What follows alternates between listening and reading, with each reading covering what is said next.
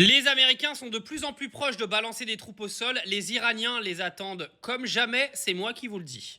Alors le Pentagone a donc confirmé, c'est le Washington Post qui en parle, que 3500 marines sont donc arrivés maintenant à destination pour une potentielle intervention au sol des Américains. L'Iran a prévenu, les soldats américains sont attendus de pied ferme et une fois qu'ils vont poser le pied sur le sol iranien, ils vont vivre un enfer comme jamais ils ont vécu dans leur vie. Alors faisons un petit récap. Pour ceux qui au départ pensaient que Donald Trump ramenait son porte-avions juste pour faire de la décoration, on a vu qu'il n'était pas là pour faire de la décoration. Il a bombardé l'Iran direct et la réponse de l'Iran, elle a été absolument lunaire. Ils ont bombardé tous les pays d'à côté, ils ont mis la misère à l'économie, tout ça était prévu depuis des décennies, ça fait des décennies qu'ils analysent les guerres des États-Unis en Irak, en Afghanistan, et ils savent exactement comment les Américains procèdent depuis le départ.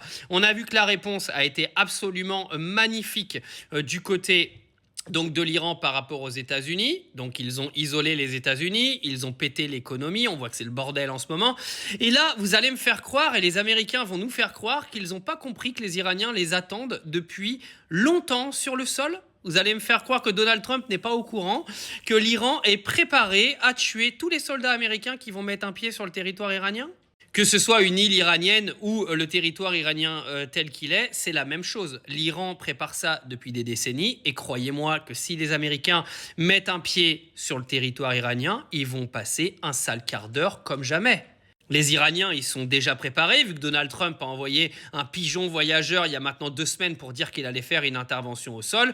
Ne croyez pas que le Parlement iranien n'est pas au courant et surtout ne croyez pas que Donald Trump ne sait pas que l'Iran est prêt. Alors, vous savez, la géopolitique et la politique, c'est parfois très compliqué. Vous pouvez m'expliquer à quoi joue Donald Trump, sachant qu'il a expliqué qu'il allait envoyer des troupes au sol, donc il sait que l'Iran est préparé. Pourquoi va-t-il envoyer 3500 soldats au sol quand on connaît que l'Iran a 750 000 soldats dans son armée, que l'Iran s'est préparé à cette intervention et que les soldats américains risquent de passer un sale quart d'heure. Donc est-il en train d'envoyer tous ces soldats se faire tuer ? C'est une question qu'il faut se poser parce qu'elle est légitime. Il faut savoir qu'il y a des protestations énormes aux États-Unis aujourd'hui contre Donald Trump. C'est une dinguerie ce qui est en train de se passer aux États-Unis. Il y a des protestations en Israël de la part de la population qui proteste contre Benjamin Netanyahou. Mais à quoi joue Donald Trump ?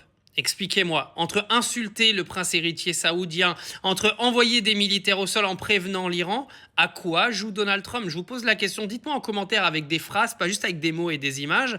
À quoi joue Donald Trump ? Parce que tout ça, les gars, il y a quelque chose derrière.